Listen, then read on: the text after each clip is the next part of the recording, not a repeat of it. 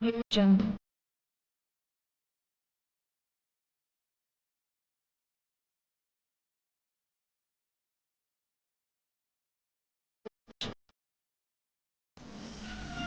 நண்பர்களே, இன்னைக்கு நம்ம சேனல்ல என்ன ரெசிபி செய்து பார்க்க போறோம்னா, நம்ம வீட்டிலே எளிதாக கிடைக்கக்கூடிய பால் வச்சு நம்ம ஒரு ஸ்வீட் ரெசிபி தான் செய்து பார்க்க போறோம்.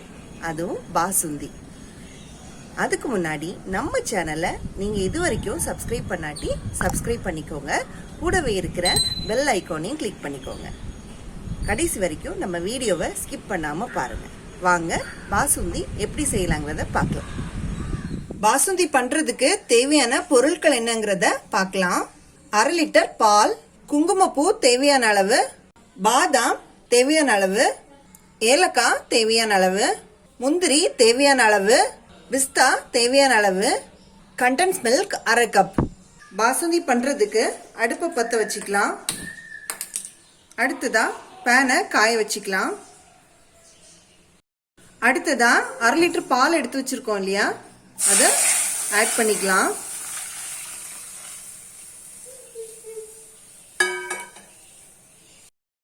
பால் நல்லா ஒரு கொதி வர்றது வரைக்கும் நம்ம ஹை ஃப்ளேம்ல வச்சுக்கலாம். அதுக்கப்புறமா சிம்ல 15 மினிட்ஸ் வச்சுக்கலாம்.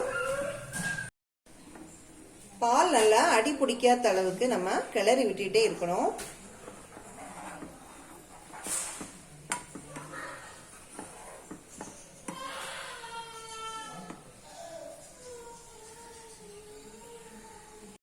பாருங்க, பால் ஒரு கொதி வந்துடுச்சு. இந்த டைம்ல நம்ம சிம்ல வச்சுக்கலாம்.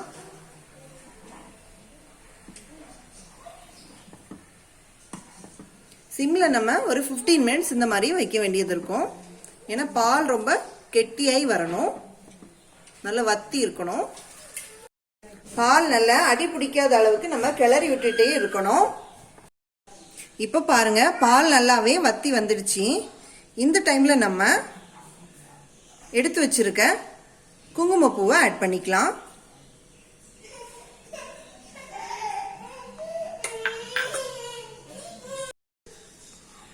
இப்போ இந்த பாலில் குங்குமப்பூ சேர்க்கறதுனால இந்த கலர் கொஞ்சம் சேஞ்ச் ஆயிருக்கு, நல்ல ஃப்ளேவராகவும் வருது.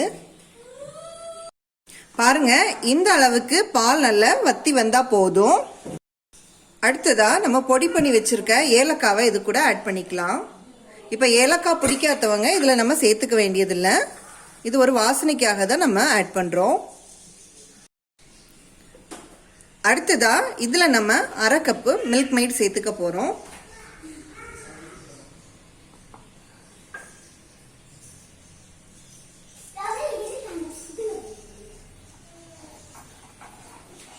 இது இந்த மாதிரி கொஞ்சம் கொஞ்சமாக விட்டு கிளறிட்டு வரணும். ஏன்னா இது கெட்டி பிடிக்கக்கூடியது, அதனால தான் நம்ம இப்படி பண்ணுறோம்.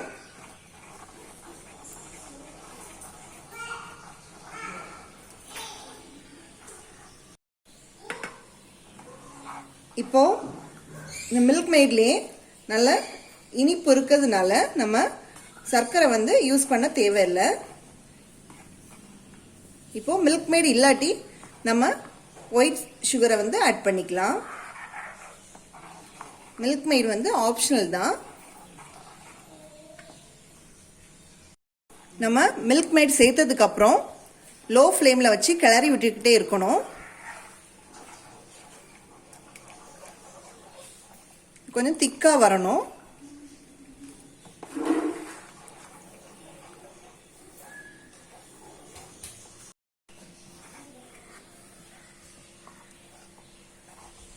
நம்ம இப்போ அடி பிடிக்காத அளவுக்கு கிளறி விட்டுட்டு இருக்கணும். நம்ம இந்த கண்டன்ஸ் மில்க், அதாவது மில்க் மெய்ட் நம்ம சேர்த்ததுனால அடி பிடிக்கக்கூடிய சான்சஸ் உண்டு. பாருங்க, நல்ல கிரீமியா வந்திருக்கு. இதுதான் கரெக்டான பக்குவம். இந்த டைம்ல நம்ம பிஸ்தாவை ஆட் பண்ணிக்கலாம். அடுத்ததா முந்திரியை ஆட் பண்ணிக்கலாம். அடுத்ததா நாம பாதாம சேர்த்துக்கலாம்.